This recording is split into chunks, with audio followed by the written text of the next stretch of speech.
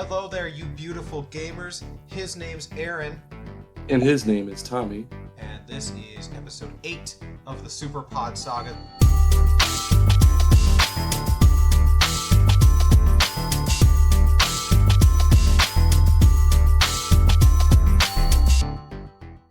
The podcast where we are going to talk about every single topic in video games one at a time. Oh, yes. Yes, indeed. We actually have a bit of house cleaning to take care of before we get to today's topic, because, I don't know, I feel like we're getting more listeners every time, and that's cool. And our last episode was the best weapons in video games, and we actually had a comment about a weapon that we missed. And you have that, right, Aaron? Yeah, so at NES_is_life on Twitter. Thanks for calling us out on the whole portal gun thing. Yeah, we did a initial recording of episode 7, I believe, and then things got messed up and we had to re-record it and we forgot the portal gun. Yeah. But thank you for pointing that out. The portal gun. We totally talked about it. Great. I swear, there's no evidence of it except on my computer, but we absolutely mentioned the portal gun the first time. Yep. So thank you, buddy. Portal gun is great. Thank you. It is absolutely great. Definitely one of the best weapons. I also had a text message from a person who said, I won't give their name, directly after you guys talked, this is what they said. Directly after you guys talked about Kurt Schilling, I would have said his slider was one of the best weapons ever in a video game. Which, that's a good line. I chuckled when I saw that. I was like, oh, his pitch is a weapon. Ha ha ha ha. Oh, I thought they were talking about like how I didn't know what position he played in baseball. When they said slider, I thought they were talking about like how he slid to a base or something. No, Aaron, what's your favorite baseball position? Shortstop. I'm not entirely sure. Nice. That's a good position. Is it? Cool. All right. I love the shortstop. Yes, Kurt Schilling was a pitcher, and a slider is a pitch that goes from left to right or right to left instead of just going straight. Oh, okay, that's cool. It's tricky. He did have a good one. He was a good pitcher. But that's neither here or there. We're here to talk about video games, and what is our topic for today that you picked, Aaron? Yeah, today we're talking about video game bosses, and that's going to be a good one. Yeah, it is. As I usually do, I Google, like, best, worst, whatever the topic is, just to refresh my memory, because I played a lot of video games and I can't remember them all. And one thing I noticed while doing quote-unquote research was that, like, boss fights were way more impactful and, like, mainline in the past, and there are, like, hardly any of note in recent years. Why do you think that is, Aaron? I couldn't really tell you. I know that, I mean, there's maybe some recent games that I could recall that had some pretty good boss fights, like Bravely Default 2 had a couple that were pretty memorable, but I think that's about it. Yeah, the Souls series are pretty well known for their major boss fights, but like it just felt like in the past every game had to have a boss fight of some kind or multiple boss fights, and then everyone was just like, nah, because what do you look for in a good boss fight? What do you think is a good boss fight?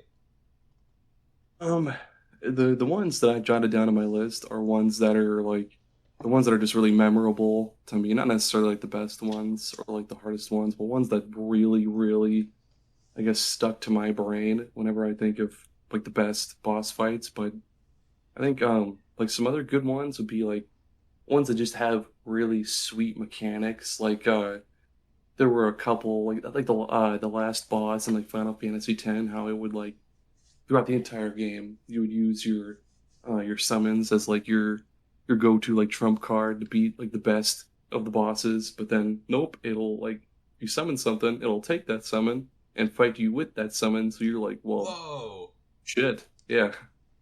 And so wait, I have a question. The Final Fantasy X boss fight, you're calling that one of the best boss fights? I mean it's just really memorable. It's really memorable. I mean, I guess I would say that the best ones are the ones that are most memorable, but I was just curious, because in my research, that was on one of the lists of worst boss fights in video games. Oh, shit. So it shows your taste in video games is terrible. That's what I know, I guess. No, I was going to say that I feel like boss fights can be hard to balance because you want them to be challenging and to be like grand and epic, but at the same time, the player needs to actually be able to defeat them. So it's tough to kind That's of true. make it so that it's cool, but also like something you can manage. And I feel like a lot of video games struggle with that. Like I was surprised trying to think of memorable boss fights just out of memory, but when I looked at stuff, I was like, oh yeah, I found a ton. So what is the first one you want to talk about? The first one that I wanted to talk about was from my favorite game of all time, Final Fantasy IX. What? And yeah, and it's against Black Waltz number three. And this one, I mean, again, fuck what I know about great boss battles because apparently I suck. But this one really stuck out to me because so first off, he's a black mage like Vivi is, and he attacks your party while you're on this airship because he's like, hey boys, give me Garnet. You know, Oh I my gotta gosh, take her he back is to the like queen. Vivi. Yeah, and then your party's like, nah, dog, we're not doing that. And then you fight him, and so yeah, then before you fight him, he this like really sweet CG cutscene plays, which was Mm-hmm. really back in the PS1 days. They were phenomenal looking.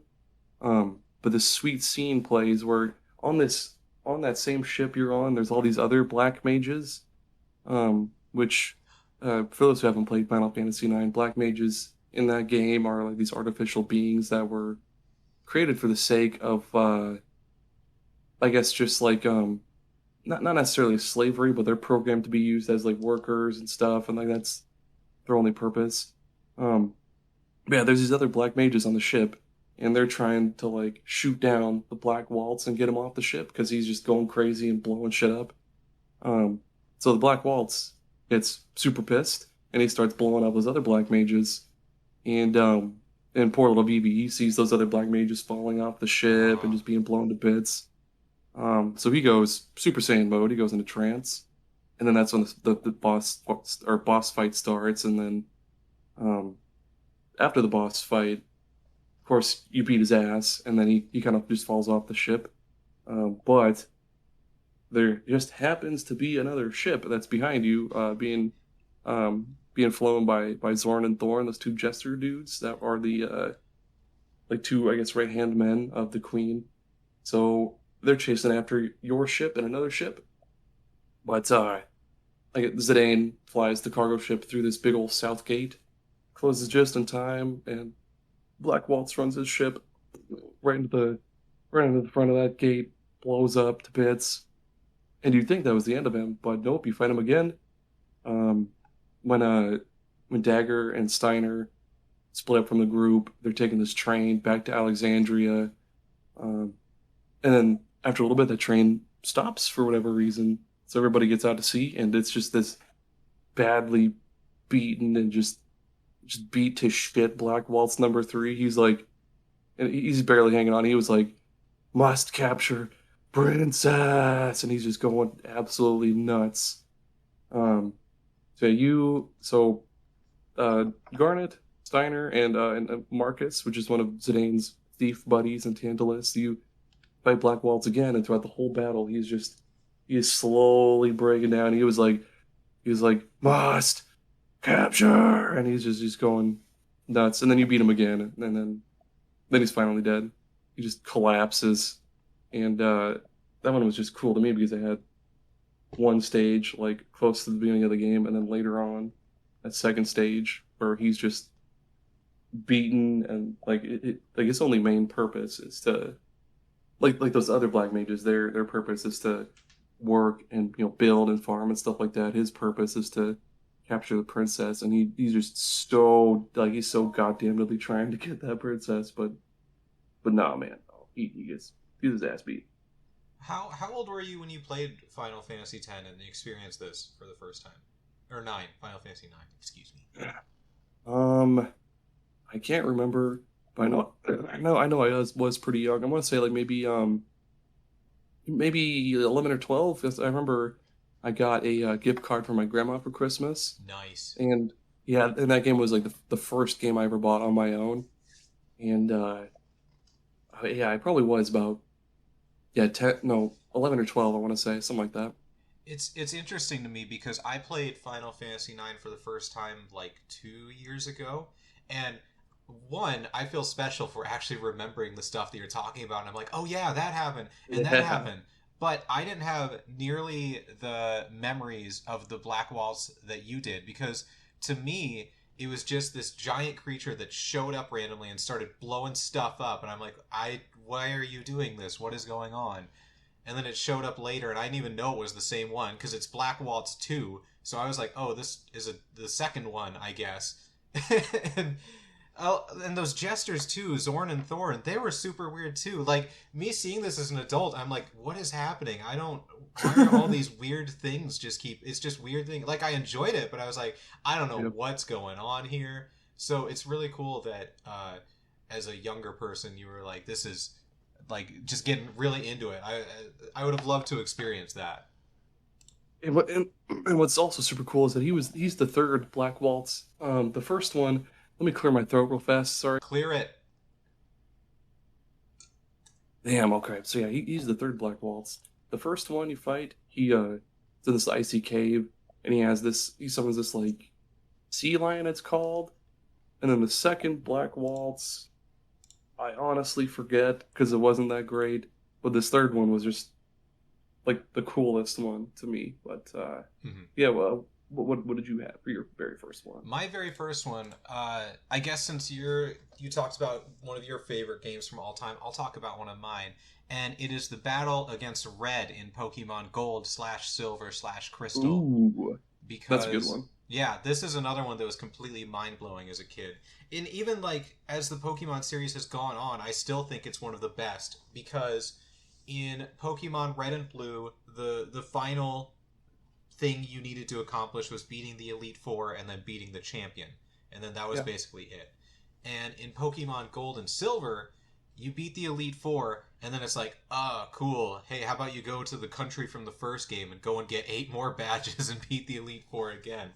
So it's like double the game, which I still don't know why they haven't had other countries in their games. They still keep sticking to one when like Gold did this miraculous thing. Um, anyways, so your adventure doubles in length. You go and beat the Elite Four again, and then you go to this place called Mount Silver, climb all the way to the top, and up at the top is Red, who is correct Yeah. correct me if I'm wrong, but he's the main character from the manga, right? He's also the main character from the first games too, the Oh yeah, that's red and right, that's blue. right. Yeah, Yep.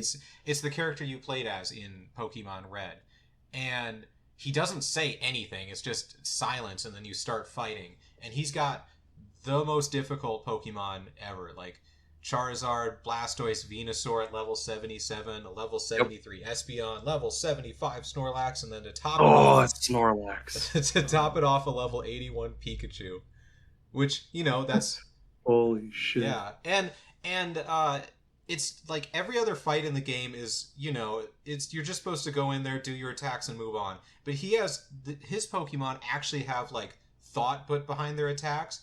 Like Venusaur has Sunny Day, so that the Solar Beam goes in one turn, or Blastoise has Rain Dance, which I think does something to Blizzard. Maybe no. No, it's Anyways, for Hydro Pump. It gives it 100% accuracy. well, he doesn't know Hydro Pump. He knows Surf and Whirlpool and Blizzard. Oh, it also does boost water moves, but There we go. sorry, There we go. continue. No, that's I needed that information. And the Pikachu knows Charm, so it's just like an insanely difficult fight at the end of the game where I feel like the Pokemon games have kind of shied away from challenges in later years. That Um, was super duper cool though. Like, yeah, no other games have done that where you fight like the main beefed up character from the very first games in the series. yeah, and Um, it just made some connectivity between the two that I really liked. God, and he was an absolute bastard too. Dude, first off, Mount Silver had some of the most high level Hmm. Pokemon in the game. Hmm. I'm pretty sure. So you got to fight your goddamn way up there, and then there's also other trainers in there, and then you get to Red, and yeah, he just holy that Snorlax. I have nightmares of that It's guy sometimes. you could use a super effective attack, and it wouldn't even take like a a chunk of his life because he was so beefy, and then he could It's just just rest and get it all back. Yeah, dude. He's wearing like a Kevlar vest made of that like gelatin stuff that they used to make those the surgical dummies and everything. Holy cow. After you damage him enough, he just pulls it off, and it's just his stomach underneath, and you're like, no.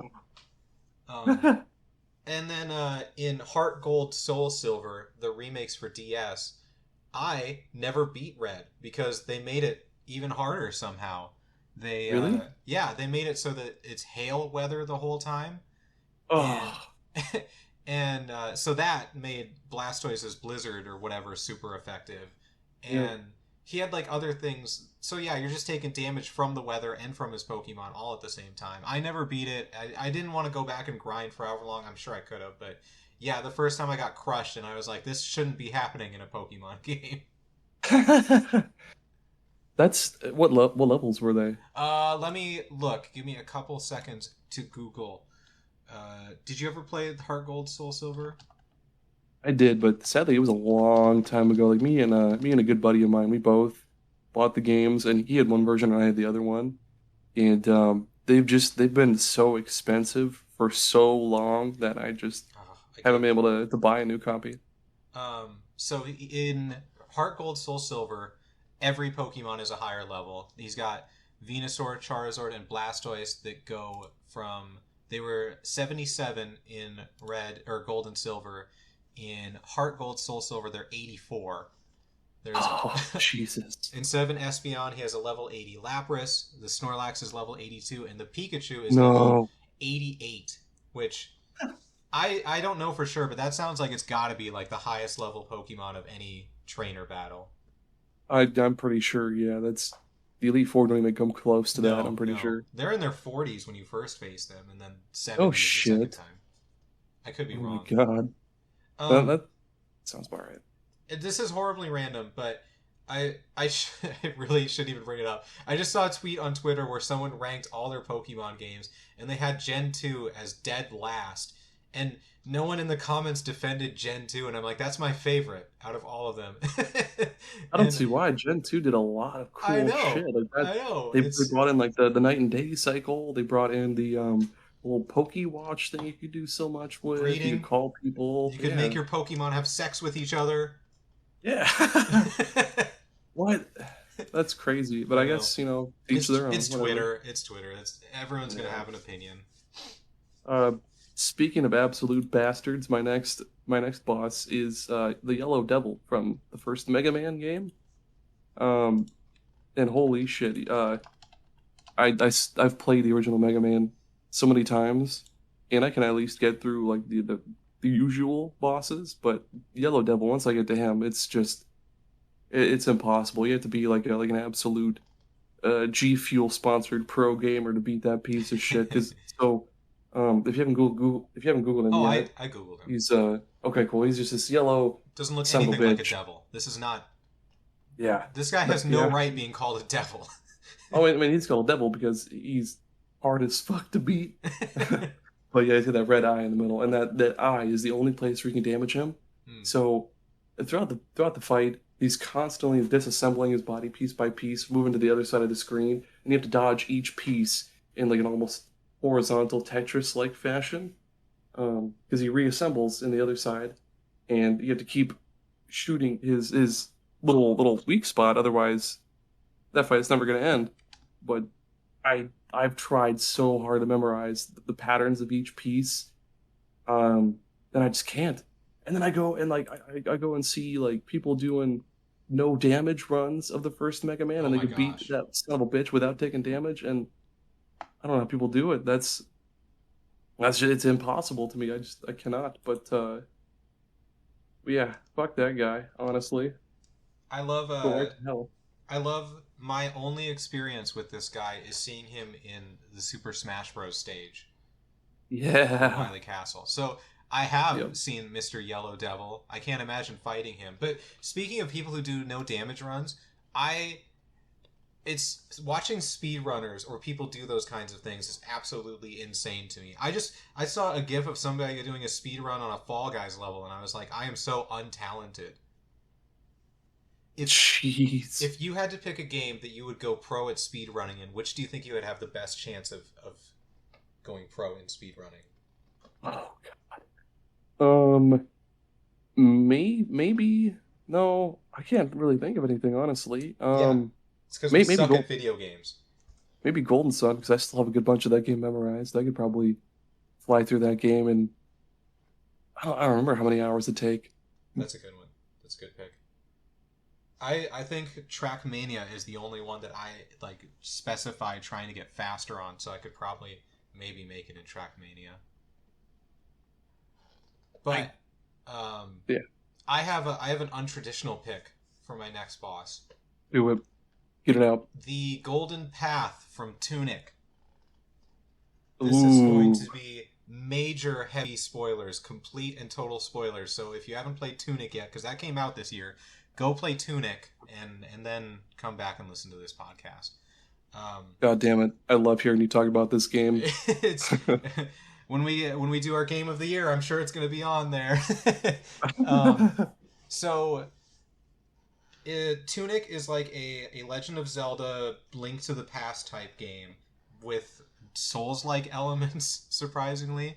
And so it's got super hard boss fights, super duper difficult boss fights, and you get to the point at the end, near the end of the game, where you get to the final boss. And I faced her once, and she just absolutely crushed me. I don't even know if I got a single hit in. And Damn. at that point, I should mention, throughout the game, as you're traveling the world, you're collecting pieces of the game's manual, and they're in a different language, so you can only kind of figure out what they mean. And I found a manual piece that showed, like, from what I could decipher, for the end of the game, there are two options. Option A, which is defeat that boss that I just died to, and option B, find the golden path. And I was like, well, I'm never going to do A because combat is hard, so I'm going to go for this golden path. And I like searched the entire world trying to find this golden path. Couldn't do anything. Like my only clue was a manual page that was like a door in the mountains that had like a grid of 4 by 5, and the grid had squares with numbers on them. And it was like golden path, and I'm like, okay, this is a clue, but I have no idea what this means because there are no numbers in this world. And on another manual page, I saw just this tiny picture. This wasn't even the focus of the page. It was just a tiny picture that showed a box number and then showed another number next to it that looked like the number in the manual. And so I was like, oh, do those squares correspond to the number on the manual? And so I looked at the numbers on the manual, and this whole time, this entire game, there have been hidden on the manual pages golden lines, either in like the background of a manual or just like as a part of something that you never realized. And so you take these golden lines on each page and fit them in to the door picture, and you've got this really really long complex line that is the golden path. And you go to the door in the mountain, which you can physically go through, and then you use your D-pad to tap out that line, and the door opens, and you get the final manual page. And then you go and bring the entire manual to that boss, and she reads it and realizes, like, wow, I've been a total bitch. Let's just get out of here. Let's just get out of here and like make cookies or something. And Dope. I just really loved how it gave you an option. Like you can totally beat the game by defeating the boss. That's an option. But they also had an option for those who aren't as good at combat like me. It's like it was a puzzle final boss, which I've never really seen before, and it was extremely well done. And just all the different pieces you had to put together, all the different clues you had to find to figure it out was so satisfying and so good. And that it was a viable option to actually beat the game was even better. That game was, yeah, unconventional really was the best word for it. That it was cool how they did they had that golden path thing. Like it was in the game. Like they sort of told you how to get to it, but they didn't. Like Yeah, and it was in remind your face the whole time. it's just as cryptic as the like the post game stuff in Fez, where you had to like decipher that language Oh that my they gosh, have. I just gave up when that happened. I saw They, the first credits and I was like, that's it, I'm done. And then it didn't it give you like a first person view? yeah, yep. That's how you found That's the right. different. messages that led you to different clues. And I remember in Fez I went to like a Reddit page to try to just like understand and to try to understand that stupid language. Oh, I got like maybe two letters memorized, and the rest I just had to just take a snapshot of with my phone, and eventually I gave up because the people who actually deciphered that stuff like took the time to learn all of that stuff in Fez, and then figured out like the black monolith bullshit. That man, Yeah, I that can. requires a lot of patience that I just don't have. I will say without spoiling it, do not try to decipher the language in Tunic. It is not a simple letter replacement or symbol word replacement. It is way more complex than that. Really? Yeah, it's I'll message it to you later because I don't want to spoil any more than I've already spoiled. Oh, But that's fine. it's super complex, and I don't know how you would be able to figure it out on your own, but people obviously did.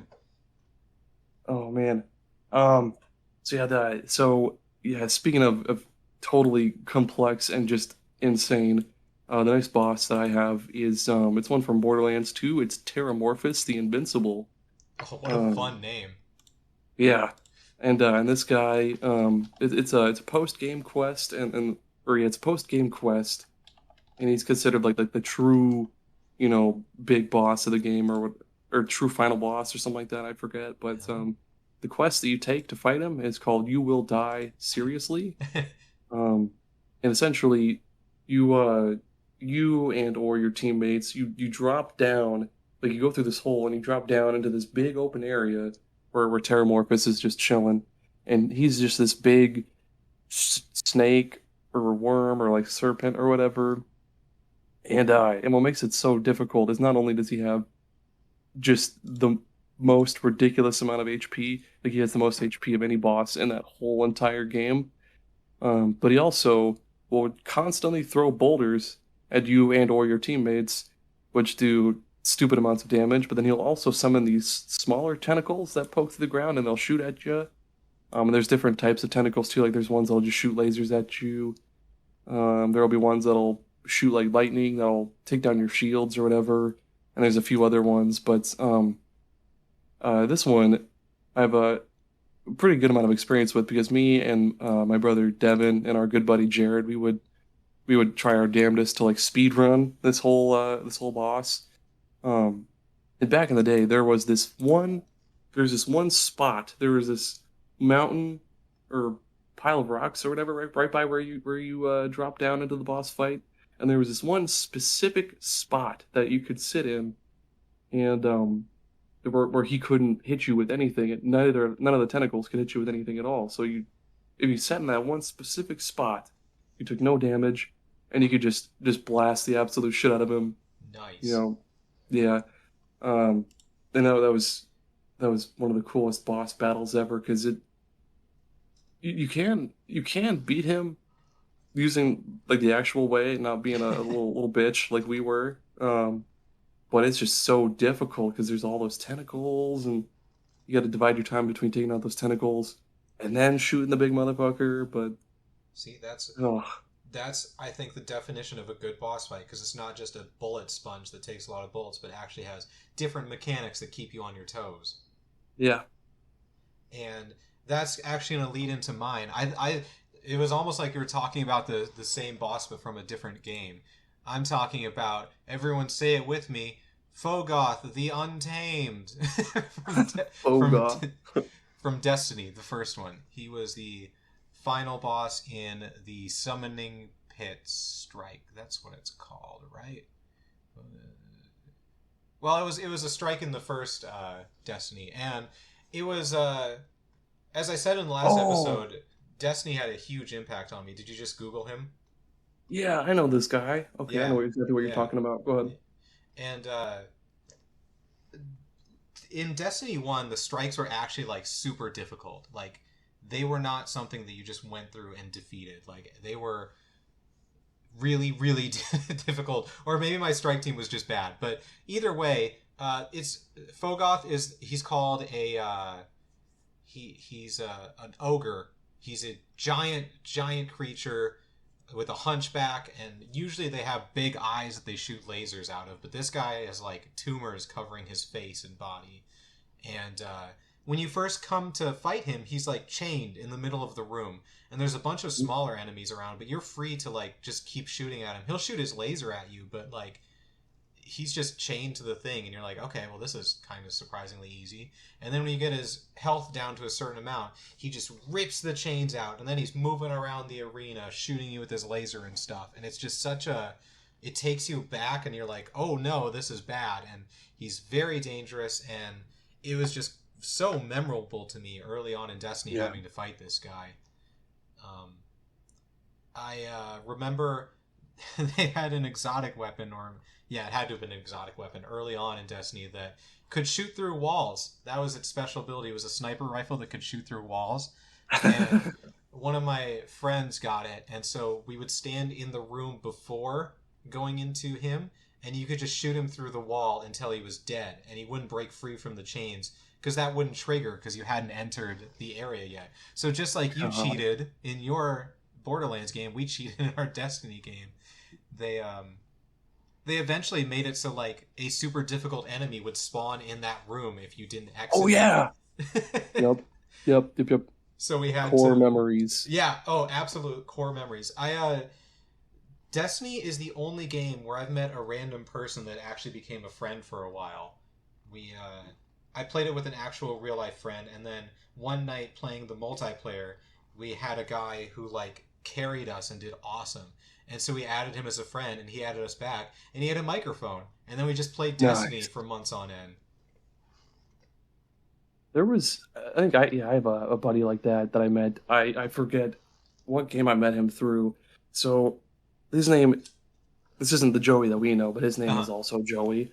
And I met him. He was a friend of a friend, but he messaged me because I was playing some obscure ass game on the 360 that I forget the name of.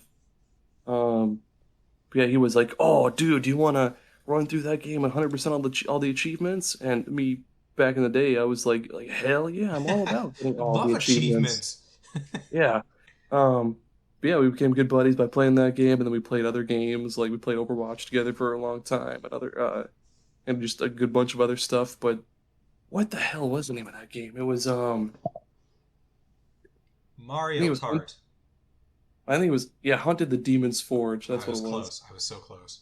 You were. Oh man. God.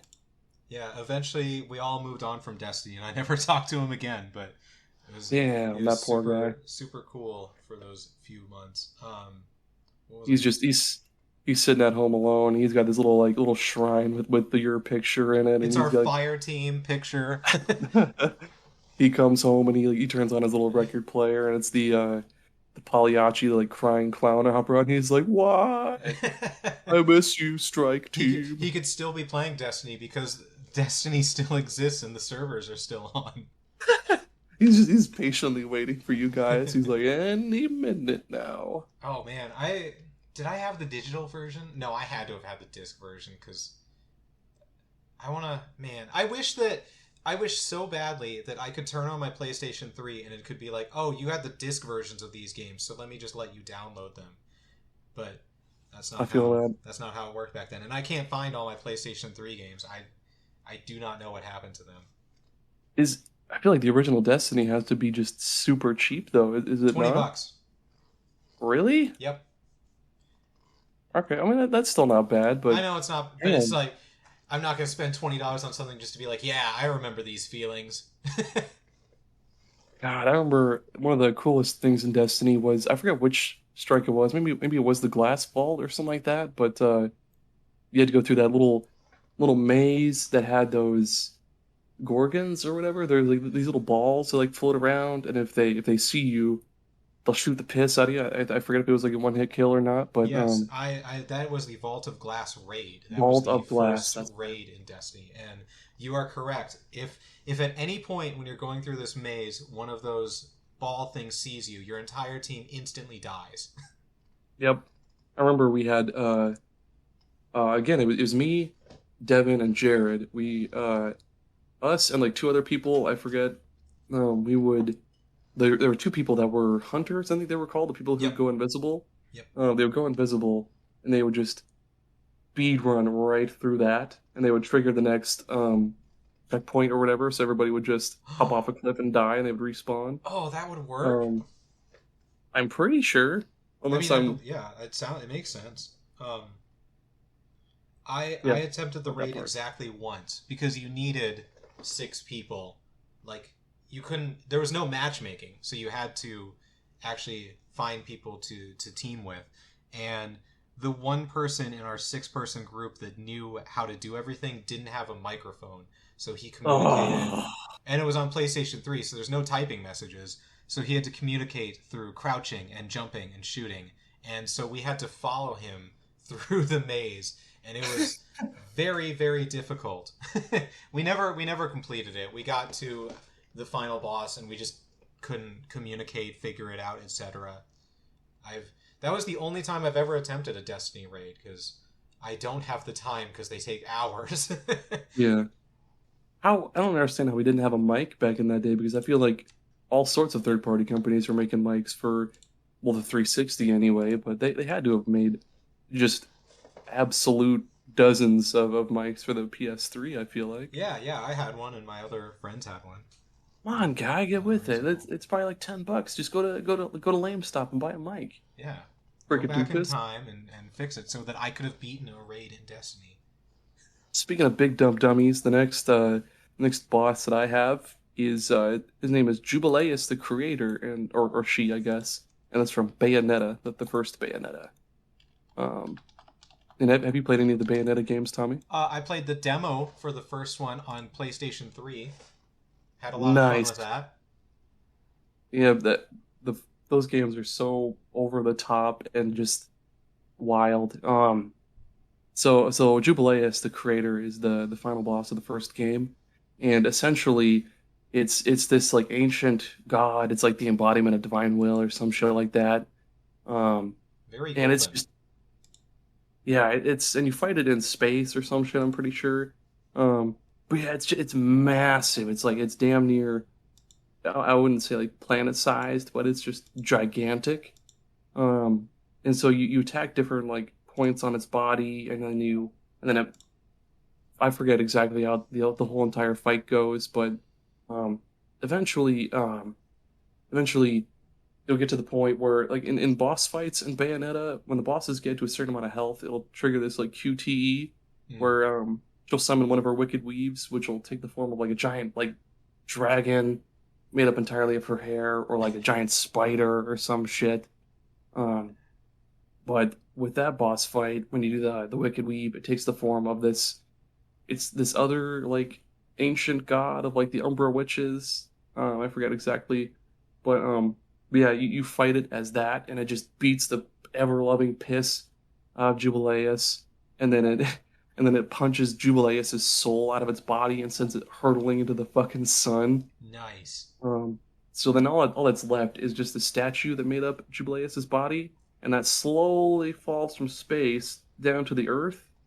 Um, and then Bayonetta and her sister or comrade or whatever, Jean, you just destroy that fucking statue so it doesn't plummet to the earth and destroy it.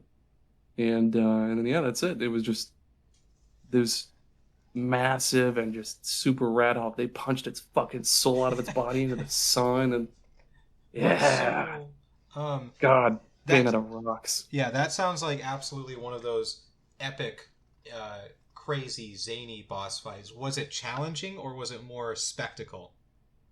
It was pretty challenging, yeah. Okay, okay.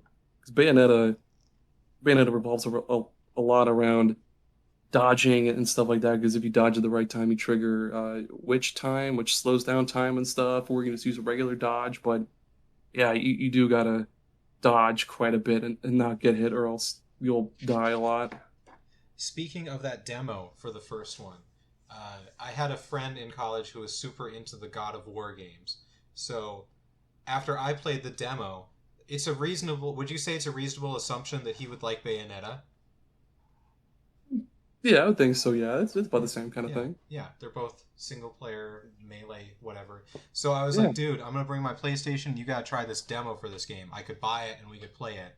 And do you want to know what happened when he started playing it? Huh. He moved the character a few feet and was like, I don't want to play as a girl, and didn't play. That's stupid. I was like, are you serious? He's like, yeah, I'm not playing as a girl. I'm like, what a weirdo. Okay. Do you think it's about time for an ad break? Yes, I was going to ask you. Okay. Ad break time. Okay. Our episode this week is brought to you by Leo's Spaghetti Bar and Spaghetti Grill. Um, oh, we all know and love that family favorite meal: spaghetti, noodly, saucy, messy. But Leo's, they're tired of the same old spaghetti. They've taken that old family favorite and those culinary mad scientists have made it into all sorts of different awesome, delicious things.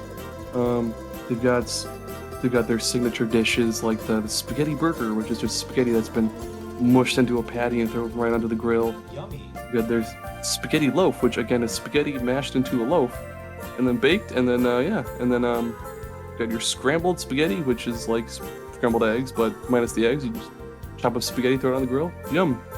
I love my peanut butter and jelly spaghetti bread. Ooh, that'd be good. And you can wash it all down with their specialty cocktails like the spaghettini, the spaghetterito, or the spaghetti-hatton. Yum. Make sure you save room for dessert because they also have a just awesome spaghetti cake, which, you guessed it, is just spaghetti mashed into the shape of a cake and then tossed into the oven and baked at 450 degrees for about 10 minutes.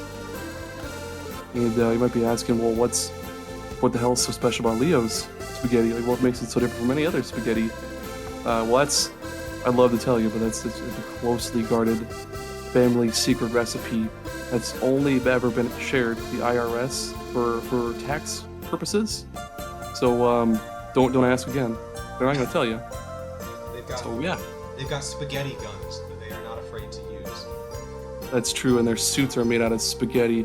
The waiters, they bring over like pitchers of what normally would be water, but it's just pureed spaghetti. Tasty. Yeah, again, that's Leo's Spaghetti Bar and Spaghetti Grill. Leo's Spaghetti Bar and Grill. Don't wear white and bring your own napkins. Thanks, Leo. That's it. Oh, this is perfect.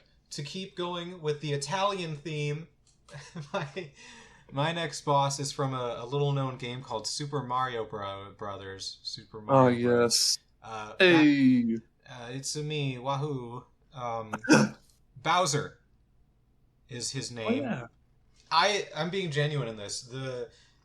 In the first Super Mario Bros., Bowser was an absolute bitch and ruined many successful runs for me in that game because, as I'm sure everyone knows, there's 8 worlds in Super Mario Bros. And in the 4th stage of each world, it's Bowser.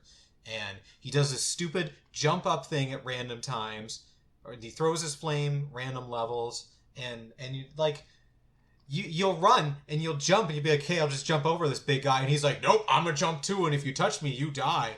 And you're like, okay, then I'll just wait. And he doesn't jump, and you're like, okay, I'm gonna go jump, and he's like, haha, gotcha, bitch.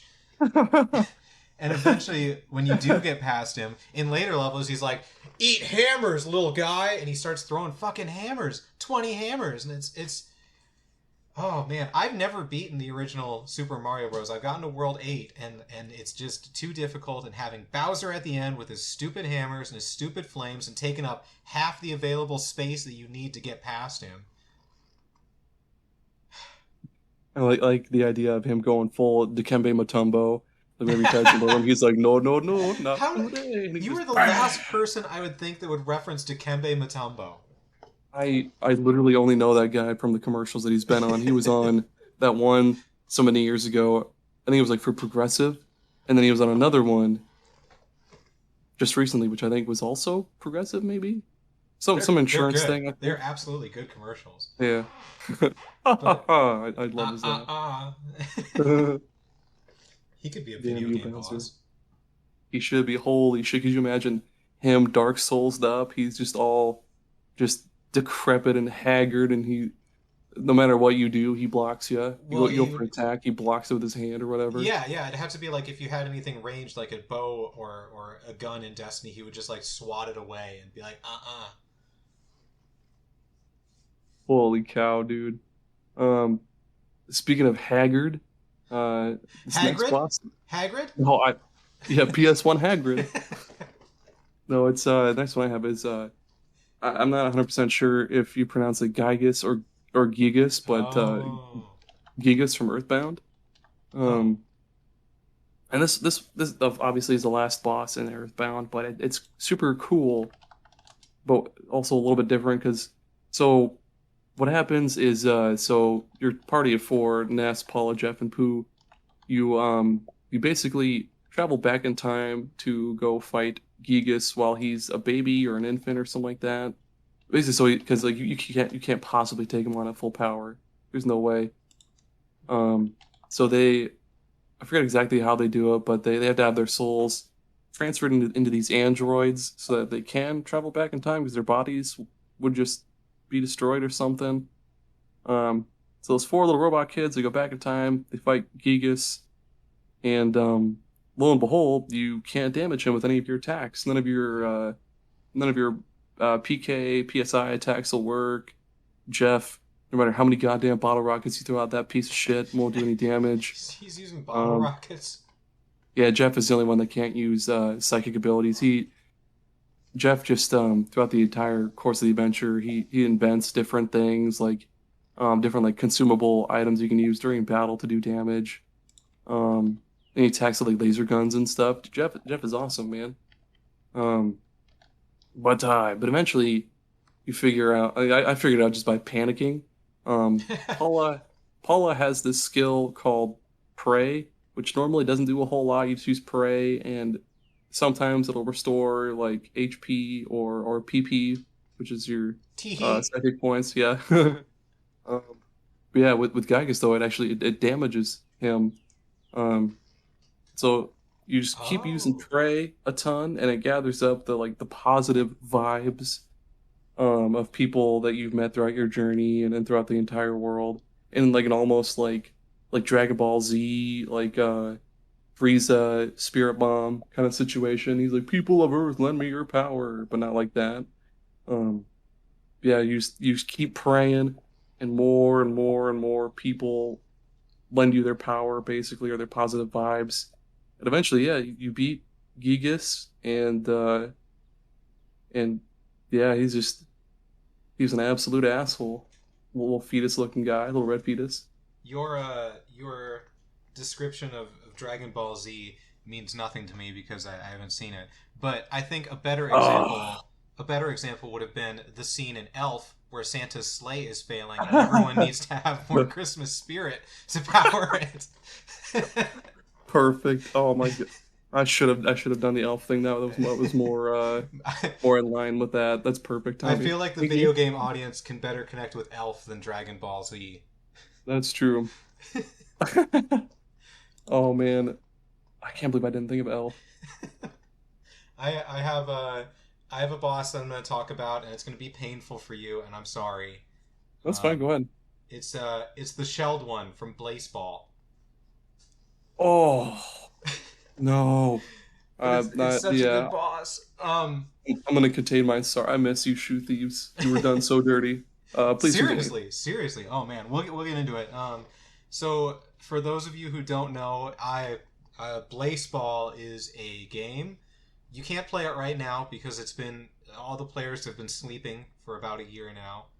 Um, it was a internet browser game, which man, an internet browser game in the 2020s. But yeah, and it was essentially a simulated baseball league. All of the players and teams were made up, and throughout one calendar week from Monday to Friday, the teams would play each other 24 hours a day. The games were simulated, and you could watch them. It would just be like a little ticker, like you could just see the box score and the bases, and it would be like first pitch strike one, second pitch ball one, third pitch, single, and you just watch the games happen, and It was delightful. yeah, it was wonderful. You would pick your team. I picked the Canada Moist Talkers.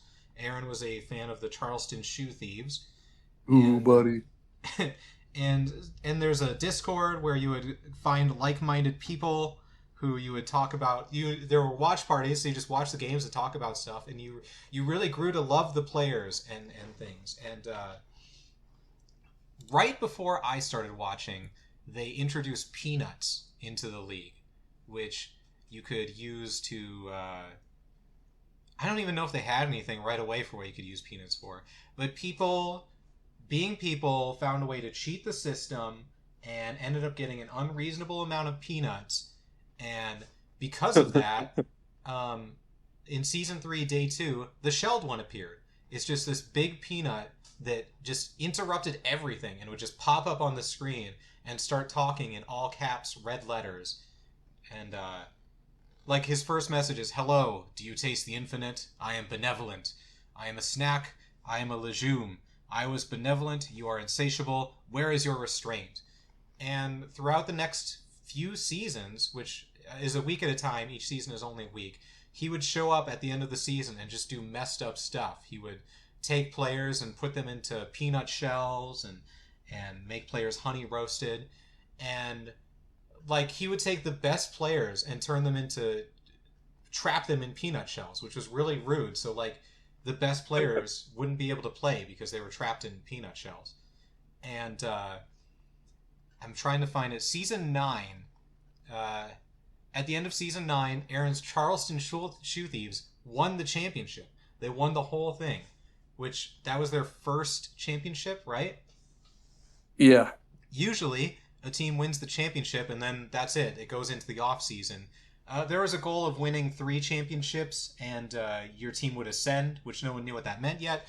But the Charleston Shoe Thieves won their first one, and then the shelled one shows up out of nowhere and is like, "I'm going to kill you all." And he brought a team of all the players that he had put in shells were corrupted, and he made a team of them to face off against the Charleston Shoe Thieves. And it turned into a JRPG boss battle with health bars and everything, and there was like crazy backgrounds, and he was making fun of players he would use phrases that the fans had like picked up on and started using.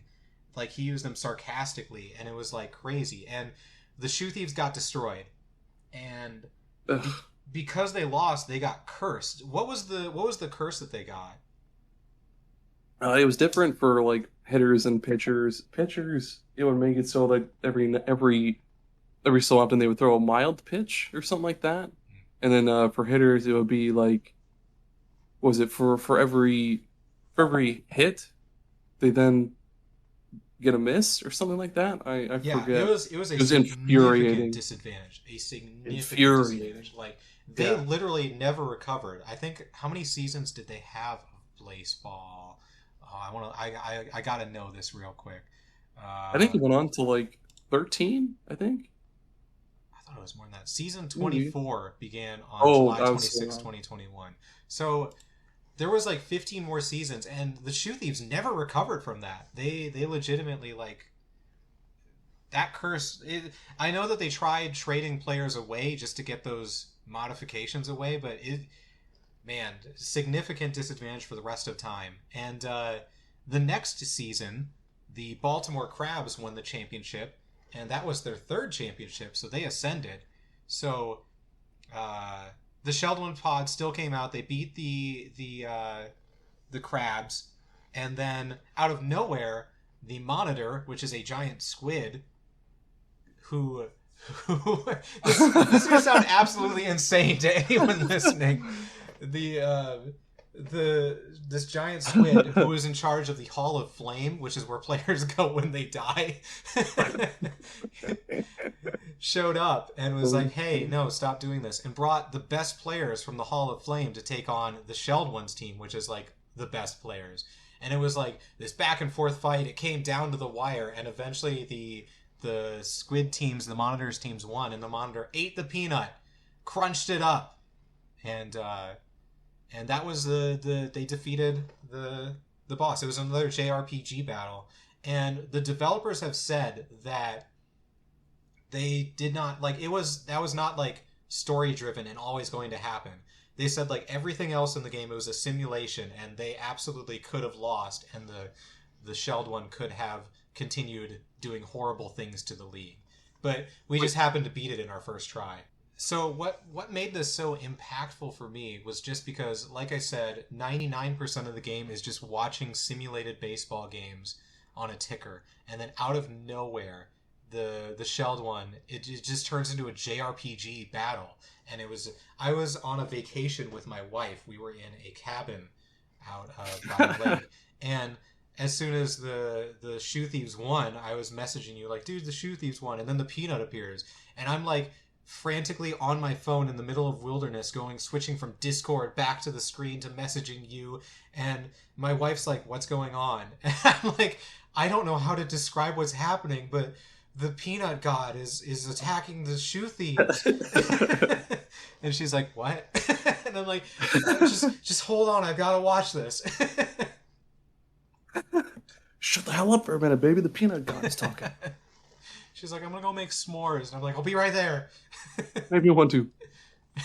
Oh man, I think the Shoe Thieves came so close to winning so many other championships, but it always came down to like when the Crabs came back. Fuck the Crabs, by the way. When the Crabs came back, they would just obliterate the other teams. I remember we tried so hard to re-roll our best players, re-roll their mods, I mean, so that they would get rid of the I forget whatever the hell it was called. A couple were successful, most weren't. But God, that stung. And that was like maybe like not too soon after I started playing the game, I think. It was like maybe 2 weeks after, I think. 2 full seasons. Yeah, basically. God damn it. I'm a fan of, in real life, Minnesota sports teams, which are known to be cursed. The last time a Minnesota sports team won a championship was 1991. They have the longest, the basketball team, the Timberwolves, have never won. The Vikings, the football team, have never won. The hockey team has never won. It's like they're legit cursed. And the Canada Moist Talkers, like, year after year, you with other fans of the team build strategies that you want to execute on to make your team better. And we did like a lot of moves that we wanted to have happen and like made the team that we wanted. And when they won the championship, I legit had tears in my eyes because I've never experienced a team that I cheer for win a championship. And it was just such a buildup of like trying hard and actually succeeding, and seeing it happen was just like incredible. Something I've never experienced in a video game, just being able to celebrate with all these strangers over the internet. And you Moist Talkers got so close a couple times to getting your... Yeah, that too. You were at 2 championships for so long. You needed just one more to evolve or whatever the hell. Yeah, ascend. And then their thing wasn't even that special, but that's fine. Like I said, though, Blaseball is gone. They got like millions of dollars in funding, and so they're making it into a phone app, and doing all sorts of other changes. And it's supposed to be back at the end of summer, so be on the lookout for Blaseball returning. My life is going to be taken over by Blaseball again, and I'm so excited. I'm ready for that too. I wonder if they're going to have the same teams or if it's going to be totally different ones. It'll be the same teams. I'm not sure about players though, because at the end they said like the Moist Talkers will return, the Crabs will return, etc. will return. But I'm not sure what the teams will be. I'm totally down with that. I wonder. One of my favorite parts of Blaseball was the lore behind all the characters, because you never got a definitive like I guess profile for each character other than like what their favorite like I guess coffee drink was, or if they were like left or right handed or whatever. But how many hands they had? Yeah. I remember like one of my favorite ones was Blood Hamburger, and and there were so many different versions of this guy on like the Blaseball wiki. One of my favorite ones, and I think I bought one of those decks of like cards that they made for Blaseball. He's basically just like a person made out of ground meat or whatever. And oh man, then Hotbox Sato, he was just a living sentient like smoke being or whatever. The oh man, I'm sorry, this is turning into baseball talk, but That's fine. Blaseball is the best. We My favorite thing was the entire league coming together to bring a player back from the dead. Yeah. Jalen Hot Dog Fingers. He died because players die when bad. Like there's when there's a solar eclipse, there's a chance that the umpires shoot lasers from their eyes and kill players. It happens. Yep. And Jalen Hot Dog Fingers was the first one to be killed that way, and he went into the Hall of Flame. And uh, there was a at the end of each season, players vote for different things to happen with the league, and one of the things was like your team receives the number 14 player from the idol board, which the idol board is like people vote for their favorite players, and so players at the top of the idol board are people's favorite players. And so everyone collectively was like, what if we put Jalen Hot Dog Fingers at number 14 because he's dead at the time? What happens? And so they did that. Everyone worked together to keep him at number 14, and he went back to the team. He came back to life. And the developers, in the most clever thing possible, cursed him so that he had a chance of killing players when he hit them with a pitch. It's just so many crazy things. So many. Oh, one thing I wanted to say about the about Blaseball was early on, like very early on, people just on their own were making up the lore for players, and Yeah. it was a thing where I remember people in the Discord being like, "Is this okay? Should we be doing this, or should we wait for the developers to do things?" And the developers came out and were like, "Go ahead, create whatever lore you want, create whatever content you want, just go wild." And that was like the best move that they ever did. That was because they there was one site called Blaseball Cares, and they would make different like Yeah. T-shirts and like shorts and like actual like trading cards for players and shit. And they had like stickers and stuff too, dude. It was so cool. A lot of charity work from Blaseball Cares too. They Yeah. raised a lot of money for a lot of charities, which is super cool. I can't imagine what they would think being like, "Hey, we're an internet game. Here's thousands of dollars." All right. Well, yeah. And so the last boss I have, not to take us off the topic of Oh no, Blaseball you're because fine. I miss Blaseball dearly. The last boss I have is from a game that I just recently beat. It's from Omori, and that's the fight against Humphrey, the big old whale. Um, and I forget if I told you about that one yet or not No, you in our haven't. chat. Well, you Okay. sent a picture of it. I saw a picture of him. Okay, cool. So yeah, so Humphrey, it's like toward the end of the game. Um, he basically acts as like there's these three sea witches that live inside of him. Um, kind of like you remember that cartoon? What was it? The Misadventures of Flapjack? How they like lived inside of that big whale. No, never watched Oh, dang it. Okay. it. Do you have a Wait. comparison you could use with Elf, maybe? Did they ever live inside of an elf or live inside of a whale and Live elf? inside of an elf. No, I can't think of any good elf comparisons. Damn it. It's okay. Um, but yeah, so basically, party goes inside of this whale, and basically they're looking for their friend. Um, what the heck happened? So yeah, oh yes, so they go to find these sea witches. And Humphrey is one of those situations where outside it looks, looks all right, but on the inside it's just massive, like it's huge. And all throughout the inside of Humphrey, there's these little taste bud looking things that pop up. They're I forget what the exact term was for them, but I would just refer to them as like little mini Humphreys. They would pop up and they could talk and they had their own personality and stuff. Um, but yeah, so you go through Humphrey, you beat the sea witches, and then Humphrey all of a sudden is just like, hey, feed me. I need food, and nobody has any food. So Oh. he tries to eat your party, like he swallows you, and so you're in these. I think there's like maybe four different stages of the fight. So you fight this cluster of mini Humphreys, you beat them, and then you keep getting swallowed down further, and then each time you're swallowed down like further, the screen gets dimmer and dimmer, and every time you're about to get swallowed again, he gives you like this creepy rhyme, which I wish I'd wrote some down because I not wrote sorry written some down. Sorry, I went to West Sioux High School. Yeah. um, yeah, I wish I'd written some of them down.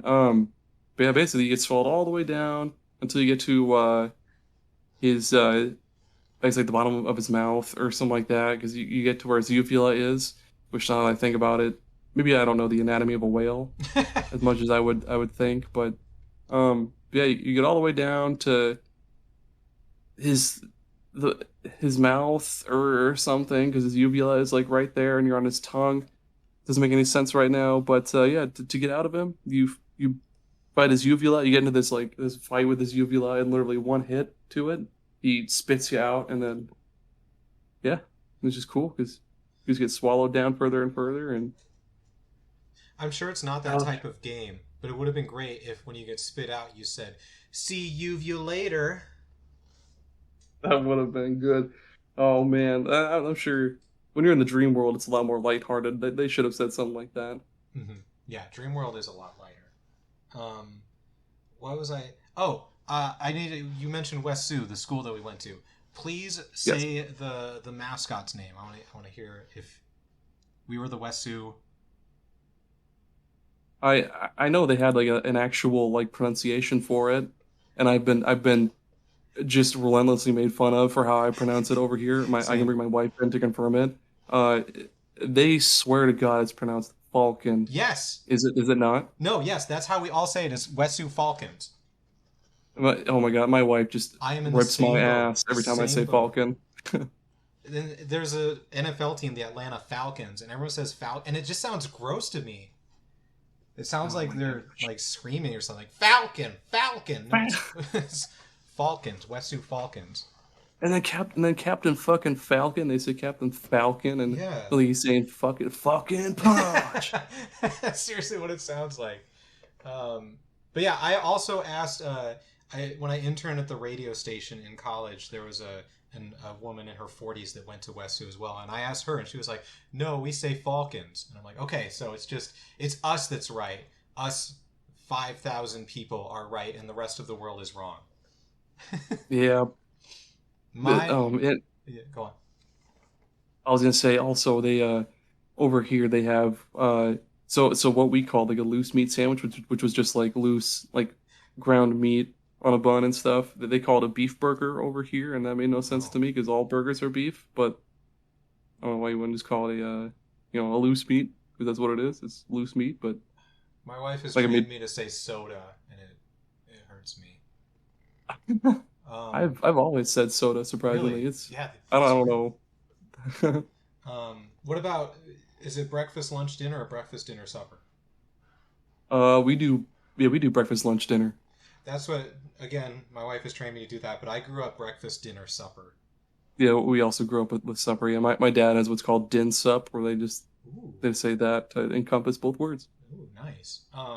So that causes confusion when we go visit, because my mom will be like, "Oh, you should stop by for dinner," and my wife thinks that that's later, and I'm like, "No, we got to be there at like noon." Oh, oh, I see. So they don't have lunch; they have No, no, dinner. no. Dinner is at noon. Supper is at 6. That would mess with me as well too. I'm so my internal clock is it's breakfast, lunch, dinner. That's what I There's do no now. other. That's what I do Yeah. now. Yes, I agree. What the We've hell? grown up. We've matured, but we still say Falcon. That's true. As much as my wife will just relentlessly make fun of me for it. Yeah, I'm trying to I imagine how often that even comes up. like sometimes sometimes when like her brother is over, they'll also like they'll kind of rip into me like, "Hey, Aaron, what's that bird called again?" or whatever the hell. Say the thing, Falcon. Yeah. Oh man, damn you, West Sioux. You've ruined my life. Oh man. Okay, the last boss I have is from one of my top favorite games of all time. Oh man, Mario and Luigi Superstar Saga, which Ooh, uh, I don't know if that's ringing any bells for any listeners, but yeah. the first Cacoletta fight is not the final boss Oh, fight, but the first Cacoletta fight was Uh, really, really huge for me. The whole game was huge for me growing up. It really broadened my horizons into what games could be and what game stories could do. But Cacoletta is the boss in Mario and Luigi Superstar Saga, and she steals Peach's voice, and so you got to go and get it back. And the boss fight is super difficult. First of all, like most of the other fights in the game, like one of the main mechanics is the enemies will kind of signal who they're going to attack and how, so you can dodge it or counter it. And Cacolettas were so subtle. At least they were to me when I was younger. They were so subtle that like I really struggled through the fight, and it took a few times for me to beat her. And I, like me as a kid, I was like, "Oh my gosh, this is the end of the game." I remember where I was at. This is gonna sound crazy, but I was. It was the summer, and I was at my uncle's farm in Minnesota, and I was. Nice. They were teaching me how to do farming stuff, so I was sitting in the tractor while he was baling hay, and I got to this fight, and I thought that it was the last boss fight of the game. So I was like, Dean, I need to get out of the tractor, because it was super bumpy and stuff. I was like, I need to get out of the tractor and beat this. And he was like, okay. So he opened the door, and I went under a tree in the middle of this field trying to beat Cacoletta as he's driving around in the tractor. And I eventually did beat her. And so, like, me thinking, like, I did it, I beat the game. But Fawful, her companion or worker, minion, there we go, minion, scooped up her remains and like brought her away and eventually combined her with Bowser. But just the fact that like the game took you beat the final boss, but it wasn't the end of the game. That's like the midpoint of the game, and she becomes more powerful was like crazy to me as a kid. Just Yep. this story that took so many twists and turns. Like that was my first RPG probably. Before then I played like sports games and other stuff, and so that was like just crazy to me seeing all that stuff happen. I think yeah, I'm still stuck on her on the not that one, but like the final fight against Cacoletta on the remake for 3DS. Yeah. And I mean they added that like emergency guard where you can like push a button to block, but I refuse to use that because that's not. Yeah. It's Mario and Luigi don't block. God damn it. Yeah. But I can beat her first form, but then there's like a second form. I forget exactly what it is, but I just can't for the life of me beat it. It's tough. God damn it. That's another thing for me as a kid. I was so used to like Pokemon games where you just walk through and hit a few buttons and you're the champion. Yep. This game was actually challenging. And, Yeah, because you have to dodge, otherwise you'll take the. And you could also counterattack by using your jumps and stuff. So that was pretty cool. the timing was tough, and you had to hit your brother's moves, or else you weren't doing enough damage. Oof, great game, one of the best of all time. It's a shame that they ran it into the ground. It really is, and like the whole company that made it is just completely gone, and it's so sad. Because it would be so good on Switch too. I know they could absolutely do like all they had to do was just not make the remakes. It's, I mean, the Superstar Saga one was good, but the Bowser's Inside Story one we didn't really need. well, after that one was Partners in Time, which was supposed to be a Game Boy Advance game, but then they ported it to DS at the last minute. So it didn't actually have any DS features. You used the touchscreen twice in the game, maybe, and then instead of having brothers moves, they had items, which Yep, that sucked. it's not as fun. Like it was so cool being like, I'm gonna hit my brother with a hammer, and then I'm gonna hit him like a golf ball. And instead, it's like we have a shell that we're gonna bounce back and forth. As long as you keep hitting the button, you keep doing damage. I liked how in Bowser's Inside Story they had like the bros moves incorporated other elements of Mario. Like there was one move where it was kind of like what you're talking about. They would they would use your hammers to smack back and forth like a turtle shell, and then one of the brothers would just launch it at the enemy. And I forget what some of the other ones were, but those are always cool to me how they incorporated like other stuff from other Mario games in that. Yeah. One last revolutionary thing for me was early on you find the main town area that's got like all the shops and stuff, and you walk around meeting all the people and everything, and at one point like it gets attacked and blown to smithereens and it's destroyed. Oh, yeah. And stuff. And that was crazy to me as a kid because like I'm just used to finding things in games and that being how they are. So like seeing it get attacked and demolished and everything, and that's the way it was for the rest of the game. I was like, oh my gosh, this is serious business. Oh yeah, it definitely wasn't the most serious game on the planet, but yeah, that was it was. I think you could still buy items and stuff, but it Yep. just wasn't as like apparent as it was because it'd be like, here's the item shop, but then you have to actually go look. Like after it gets this ready to go look for the guy who sells stuff because he's like hiding out in some other house or something. Fun fact: there are hidden beans in the world, and when you walk over them, you get a little exclamation point over your head. If you played it on the GameCube, the controller would vibrate. No So shit. yeah, how crazy is that for this Game Boy Advance game? They had the GameCube in mind for if people played it on the GameCube. That's pretty. They need to do something like that again with the Switch, like because they had the GBA player for the GameCube. They should make something like no, I guess I don't know if they could do that with like DS games or whatever, because you would need the touch screen. No, the twit. No. Hmm. I guess I don't know how that'd work. You could But it'd be cool. you could use it'd be a horrible solution, but you could use the pointer of the Wii remote to touch the TV screen. It, I remember seeing like maybe like a year or so ago, amidst all the yearly rumors of the Switch 2 or the Switch Pro, someone Yep. envisioned it oh my God, envisioned it with two screens, basically one that like kind of like folded down or something like that. And like that sounds like it might be Yeah. cool, but cumbersome at the same time. I I don't mean, know. part of me wants to say, how do you transfer? Like, it's just too much of a change. But look Yeah. at what Nintendo's done with every generation. They're not afraid of doing huge changes. Yeah, like with the Wii U, it kind of made sense that they brought DS games to the Virtual Console because I mean, yeah, Yeah, yeah.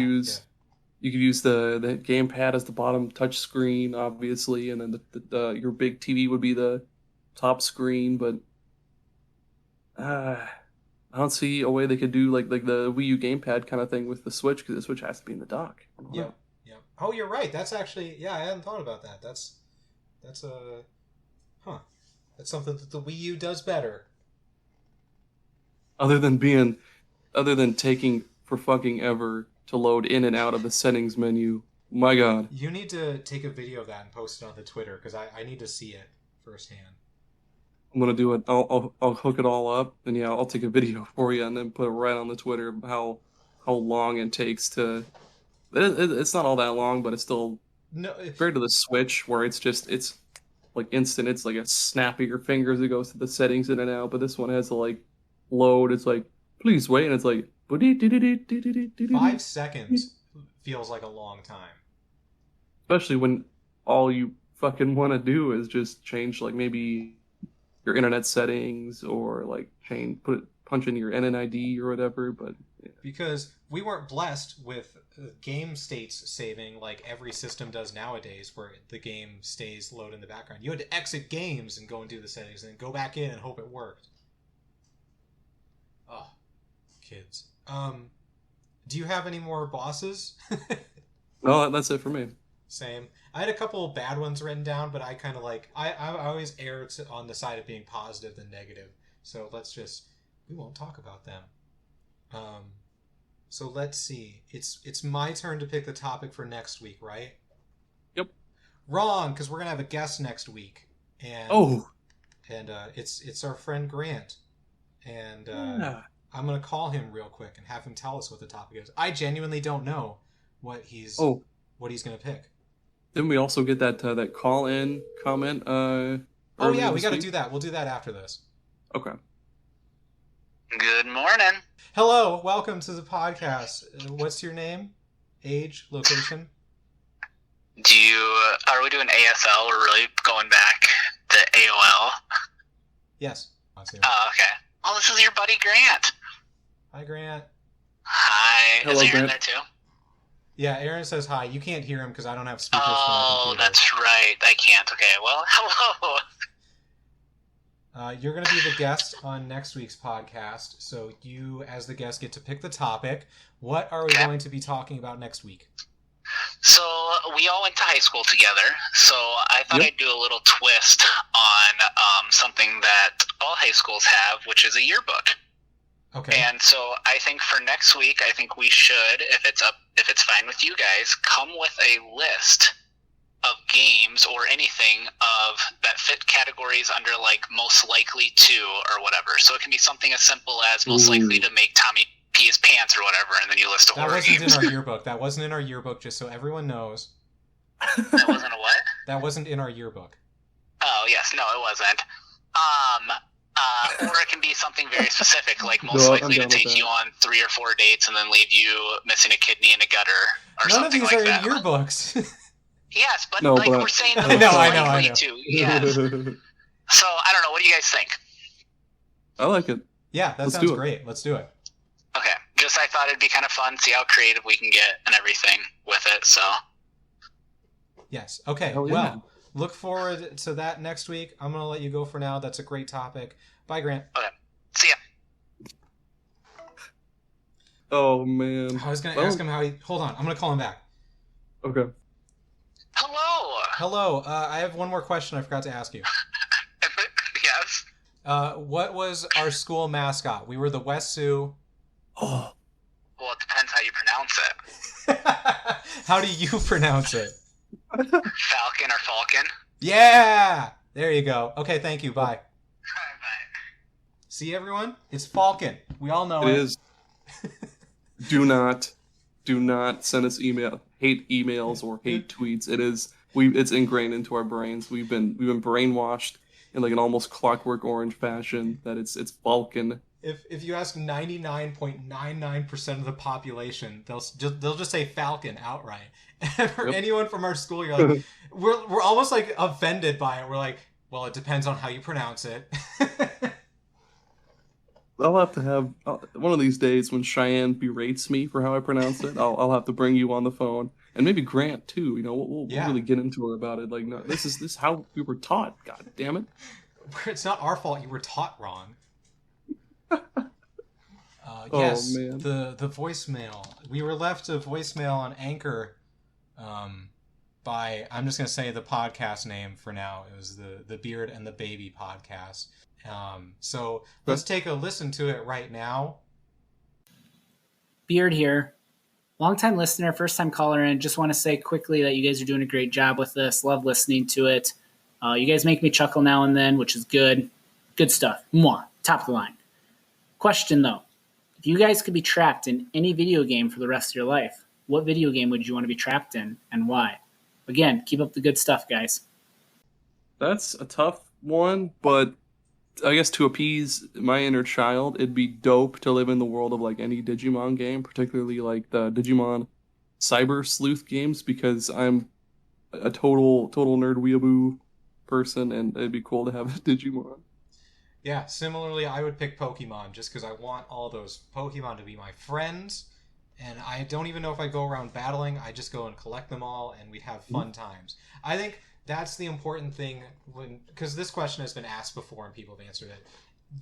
I would never put myself in a game where I have a chance to die. No one ever dies in Pokemon. They just have fun adventures, and they're the same age forever. Yeah, that's true. Yeah, nobody does die in Pokemon. I think... I don't think anybody's died. Cubone's mom. Oh, rip Cubone's mom. I don't know if anybody's died in Digimon. I don't think. I don't think so. I'm recalling my memories of the show. Maybe Leomon? Leomon died in like season 3, I think? No, I don't know. I'll look it up later. Forget about it. Okay, I've forgotten. So yeah, if you want to, you listener can go to anchor.fm and find our page, which is actually really hard to do on Anchor. So maybe go to our Twitter page and find it that way. And you can leave a voice message, or we ask questions, or you can find us on Twitter at Super Pod Saga, or you can send us an email at superpodsaga@gmail.com, or you can follow us on Facebook. Did I forget anything? We also have an Instagram as well, and That's new. I'm trying to figure all that out. Just like a bowling ball through a pool full of Jello, the MySpace completely fell through. Turns out it's harder to use than it was in 2006, and they only care about like music artists or some stupid shit now. Yeah. So no Super Pod Saga MySpace, Sorry, sadly. everyone. We maybe when we make music, we can create a MySpace page, but it seems pretty tailored towards music right now. Unfortunately, I can't play any music. I've never been able to play an instrument despite how much I've tried. Oh, we can just do parodies, though. We're both pretty good at parodies. You had that one in high school. Hey, Aunt Jemima. Oh my gosh, you remember that? Yeah, right, dude. Don't worry about the bacon. Oh, that makes me so happy that I made an impact on someone with my music. Of course I remember that. That was super cool. Oh, thank you. I told my wife about it, and now I have to tell her that you remember it. Hell yeah. Good times. So, yeah, look forward to next week where we talk about video game yearbook topics with our friend Grant, and I'm sure we're going to talk about much more high school things too, which I don't even know if that interests people, but it interests me. That's right. It's our podcast, so please bear with us. Yeah. All right, bye, everyone. Goodbye.